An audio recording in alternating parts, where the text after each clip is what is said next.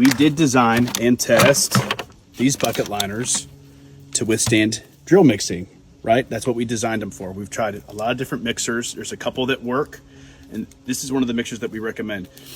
You might not recognize it right now because it's been used probably for 6 months without being cleaned. And we do recommend that the paddles that we give you are flexible. So if every couple weeks you flex them, this epoxy will break off and you can actually still have a clean paddle. But if you neglect it like this, it'll start to get these razor sharp edges on it.